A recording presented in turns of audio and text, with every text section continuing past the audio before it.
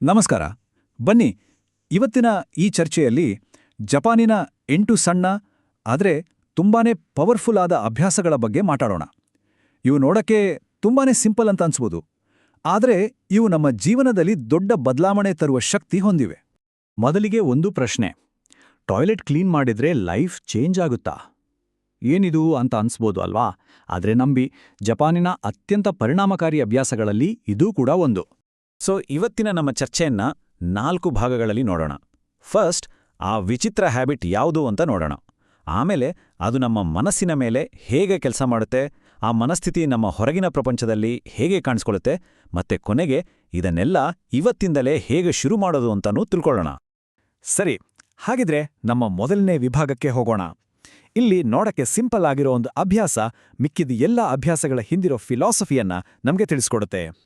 So ಮೊದಲನೇ habit, toilet clean ಮಾಡೋದು. ಹೌದು, ನೀವು ಕೇಳಿದ್ ಸರಿ. ವಿಚಿತ್ರ ಅನ್ಸ್ಬೋದು, ಆದರೆ ಜಪಾನ್ನಲ್ಲಿ ಇದನ್ನ ಯಶಸ್ಸಿನ ಒಂದು ಸೀಕ್ರೆಟ್ ಅಂತಾನೆ ನಂಬ್ತಾರೆ. ಸುಮ್ಮನೆ ಯಾರೋ ಹೇಳಿತಲ್ಲ, ಜಪಾನ್ನ ಎಷ್ಟೋ ದೊಡ್ಡ ದೊಡ್ಡ ವ್ಯಕ್ತಿಗಳು ತಮ್ಮ ಸಕ್ಸಸ್ಗೆ ಈ ಹ್ಯಾಬಿಟ್ ಕೂಡ ಒಂದು ಕಾರಣ ಅಂತಾರೆ. ಉದಾಹರಣೆಗೆ ನೋಡಿ, Panasonic founder Konosuke Matsushita, famous film director Takeshi Kitano, ಅಷ್ಟೇ ಯಾಕೆ ಹಾಂಡಾ ಕಂಪನಿ ಕಟ್ಟಿದ ಸುಯಿಚಿರೋ ಹಾಂಡಾ ಕೂಡ ಇದನ್ನ ಪಾಲಿಸ್ತಿದ್ರು. ಹಾಗಿದ್ರೆ ಯಾಕೆ ಒಂದು ಟಾಯ್ಲೆಟ್ ಕ್ಲೀನ್ ಮಾಡೋದಲ್ಲಿ ಅಂಥದ್ದೇನಿದೆ? ಯಾಕಿದು ಇಷ್ಟು ಪವರ್ಫುಲ್? ಇದಕ್ಕೆ 3 ಇಂಟ್ರೆಸ್ಟಿಂಗ್ ಕಾರಣಗಳಿವೆ. ಬನ್ನಿ ಒಂದೊಂದಾಗಿ ನೋಡೋಣ. ಮೊದಲನೇ ಬೆನಿಫಿಟ್, ಅದೃಷ್ಟ. ಹೌದು, ಲಕ್. ಅದರಲ್ಲೂ ಹಣಕಾಸಿನ ವಿಚಾರದಲ್ಲಿ. ಲಯನ್ ಕಾರ್ಪೊರೇಷನ್ ಅಂತ ಒಂದು ಕಂಪನಿ ಸರ್ವೆ ಮಾಡಿತ್ತು.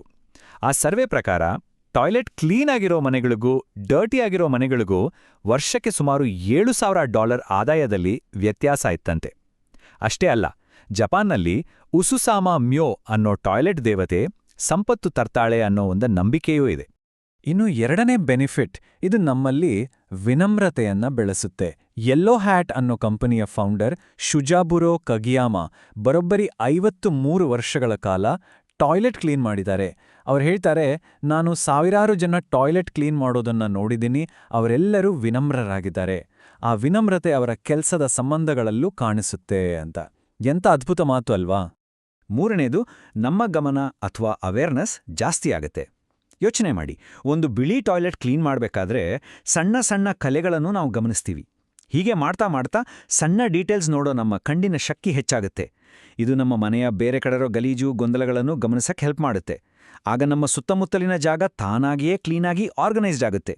ಸರಿ, ಈಗ ಮುಂದಿನ ವಿಭಾಗಕ್ಕೆ ಹೋಗೋಣ. ಟಾಯ್ಲೆಟ್ ಕ್ಲೀನ್ ಮಾಡೋದ್ರಿಂದ ನಮ್ಮಲ್ಲಿ ಒಂದು ಮೈಂಡ್ಸೆಟ್ ಬೆಳೆಯುತ್ತಲ್ವಾ? ಆ ಮೈಂಡ್ಸೆಟ್ನಿಂದ ನಾವು ನಮ್ಮ ಇನ್ನರ್ ವರ್ಲ್ಡ್, ಅಂದ್ರೆ ನಮ್ಮ ಆಂತರಿಕ ಜಗತ್ತನ್ನು ಹೇಗೆ ಚೆನ್ನಾಗಿಟ್ಕೊಡ್ಬೋದು ಅಂತ ನೋಡೋಣ.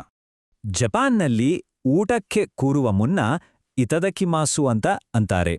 ಇದಕ್ಕೆ ಬರೀ ಥ್ಯಾಂಕ್ಸ್ ಅಂತ ಅರ್ಥ ಅಲ್ಲ, ಇದೊಂದು ತುಂಬಾನೇ ಆಳವಾದ ಭಾವನೆ.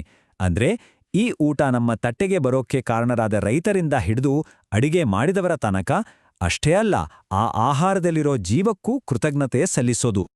ಇದು ಝೆನ್ ಫಿಲಾಸಫಿಯಿಂದ ಬಂದ ಒಂದು ಅದ್ಭುತವಾದ ಮಾತು. ವಾರೇ ತದ ತರುವೋ ಶಿರು. ಇದರ ಸರಳ ಅರ್ಥ, ನನ್ನತ್ರ ಇರೋದೇ ಸಾಕು ಅಂತ ತಿಳ್ಕೊಂಡ್ರೆ ಮನಸ್ಸಿಗೆ ಶಾಂತಿ ಸಿಗುತ್ತೆ ಅಂತ. ಇದು ಕಂಟೆಂಟ್ಮೆಂಟ್ ಅಂದ್ರೆ ತೃಪ್ತಿಯ ಬಗ್ಗೆ ಹೇಳುತ್ತೆ. ಇದನ್ನ ಇನ್ನೊಂದು ರೀತಿ ಹೇಳೋದಾದ್ರೆ, ನಮ್ಮತ್ರ ಏನಿಲ್ಲ ಅಂತ ನೋಡ್ತಾ ಕೂತ್ರೆ ಅತೃಪ್ತಿ, ಬೇಜಾರು. ಅದೇ ನಮ್ಮತ್ರ ಈಗಾಗಲೇ ಏನಿದೆ ಅಂತ ನೋಡಿದ್ರೆ ಮೆಚ್ಚುಗೆ, ಕೃತಜ್ಞತೆ ಮತ್ತೆ ಸಂತೋಷ ಮೂಡುತ್ತೆ. ಇದು ಪರ್ಸ್ಪೆಕ್ಟಿವ್ ಚೇಂಜ್ ಅಷ್ಟೇ. ಓಕಾಗೆ ಸಮ, ಇದು ಜಾಪನೀಸ್ ಭಾಷೆಯ ಒಂದು ಮ್ಯಾಜಿಕಲ್ ವರ್ಡ್ ಇದ್ದಾಗೆ. ಯಾರಾದ್ರೂ ಹೇಗಿದ್ದೀರಾ ಅಂತ ಕೇಳಿದ್ರೆ ಓಕಾಗೆ ಸಮಾದೆ, ಚೆನ್ನಾಗಿದ್ದೇನೆ ಅಂತಾರೆ. ಅಂದ್ರೆ ಕೇವಲ ನಿಮ್ಮಿಂದಲ್ಲ, ನನ್ನ ಫ್ರೆಂಡ್ಸ್, ಫ್ಯಾಮಿಲಿ, ಇಡೀ ಪ್ರಪಂಚದ ಸಪೋರ್ಟಿಂದ ನಾನು ಚೆನ್ನಾಗಿದ್ದೀನಿ ಅಂತ ಹೇಳಿದ ಹಾಗೆ. ಇದು ವಿನಮ್ರತೆ ಮತ್ತೆ ನಾವೆಲ್ಲ ಕನೆಕ್ಟೆಡ್ ಅನ್ನೋದನ್ನು ತೋರಿಸುತ್ತೆ. ನಮ್ಮ ಮುಂದಿನ ಹ್ಯಾಬಿಟ್, ನಮ್ಮ ಪೋಶ್ಚರ್ ಸರಿ ಮಾಡ್ಕೊಳ್ಳೋದು. ಜಪಾನ್ನಲ್ಲಿ ಒಂದು ಹಳೆಯ ನಂಬಿಕೆ ಇದೆ, ನಮ್ಮ ದೇಹದ ನಿಲುವು ಸರಿಯಿದ್ರೆ ನಮ್ಮ ಮನಸ್ಸಿನ ನಿಲುವು ಕೂಡ ಸರಿ ಇರುತ್ತೆ ಅಂತ. ನಾವು ಸ್ಟ್ರೈಟ್ ಆಗಿ ನಿಂತರೆ ನಮ್ಮ ಮನಸ್ಸು ಕೂಡ ಕ್ಲಿಯರ್ ಆಗಿರುತ್ತೆ.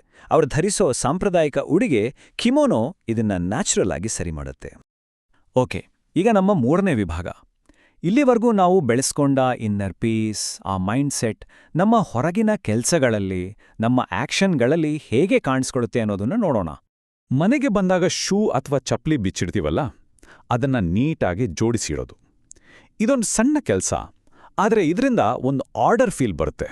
ನೋಡು, ಇವತ್ತು ನಾನಿದನ್ನ ಅಚ್ಚುಕಟ್ಟಾಗಿ ಮಾಡಿದೆ ಅನ್ನೋ ಒಂದು ಸಣ್ಣ ಸೆಲ್ಫ್ ಅಫರ್ಮೇಷನ್ ಸಿಗುತ್ತೆ.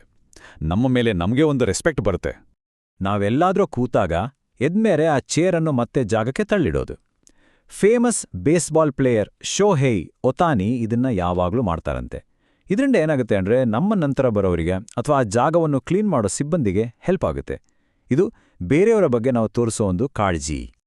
ಬೇಗ ಮಲ್ಗಿ ಬೇಗ ಏಳೋದು ಇದು ಬರೀ ಹೆಲ್ತ್ಗೆ ಒಳ್ಳೇದಲ್ಲ. ಹಳೆ ಕಾಲದಲ್ಲಿ ಜಪಾನೀರು ಮುಂಜಾನೆಯ ಸೂರ್ಯನನ್ನ ಪೂಜಿಸ್ತಿದ್ರಂತೆ. ನಮ್ಮನ್ನ ಕಾಯ್ತಿರೋದಕ್ಕೆ ಧನ್ಯವಾದಗಳು ಅಂತ ದಿನವನ್ನ ಒಂದು ಕೃತಜ್ಞತಾಭಾವದಿಂದ ಶುರು ಮಾಡ್ತಿದ್ರು. ಬೆಳಗಿನ ಆ ಫ್ರೆಶ್ ಬಿಸಿಲು ನಮ್ಮ ದೇಹಕ್ಕೆ ಬಿದ್ದಾಗ ತಾನಾಗೆ ಒಂದು ಖುಷಿ, ಒಂದು ಎನರ್ಜಿ ಬರುತ್ತೆ. ಹಾಗಿದ್ರೆ ಇಲ್ಲಿಯವರೆಗೂ ನೋಡಿದ ಈ ಎಲ್ಲಾ ಒಳ್ಳೆ ಹ್ಯಾಬಿಟ್ಸ್ ಶುರು ಮಾಡೋದು ಹೇಗೆ? ಕೊನೆಯದಾಗಿ ಅದಕ್ಕೊಂದು ಸಿಂಪಲ್ ವಿಧಾನ ನೋಡೋಣ. ಯಾವುದೇ ಹೊಸ ಹ್ಯಾಬಿಟ್ ಶುರು ಮಾಡೋಕೆ 2 ಸಿಂಪಲ್ ಸ್ಟೆಪ್ಸ್. ಮೊದಲನೇದು, ಏಕ್ದಮ್ ಸಣ್ಣದಾಗಿ ಶುರು ಮಾಡಿ. ಎರಡನೇದು, ನಾನು ಇದನ್ನ ಪ್ರತಿದಿನ ಮಾಡಬೇಕು ಅಂತ ದೊಡ್ಡದಾಗಿ ಯೋಚಿಸೋ ಬದಲು, ಸರಿ ಇವತ್ತು ಒಂದಿನ ಅಷ್ಟೇ ಇದನ್ನ ಮಾಡೋಣ ಅಂತ ಅಂದ್ಕೊಳ್ಳಿ. ಹೀಗೆ ಪ್ರತಿದಿನ ಇವತ್ತು ಮಾತ್ರ ಅಂತ ಮಾಡಿದ್ರೆ ಅದು ನಿಧಾನವಾಗಿ ನಮ್ಮ ದಿನಚರ್ಯೆಯ ಭಾಗವಾಗ್ಬಿಡುತ್ತೆ. ಹಾಗಿದ್ರೆ ಕೊನೆಯದಾಗಿ ಒಂದು ಪ್ರಶ್ನೆ. ನಾವು ಚರ್ಚೆ ಮಾಡಿದ ಈ ಸಣ್ಣ ಸಣ್ಣ ಅಭ್ಯಾಸಗಳಲ್ಲಿ ಯಾವುದು ಒಂದು ದೊಡ್ಡ ಬದಲಾವಣೆಗೆ ಮುನ್ನುಡಿ ಬರೆಯಬಹುದು? ಯೋಚಿಸಿ ನೋಡಿ. ಯಾಕಂದ್ರೆ ಒಂದು ಸಣ್ಣ ಹೆಜ್ಜೆ ಒಂದು ದೊಡ್ಡ ಪಯಣದ ಆರಂಭ ಆಗಬಹುದು.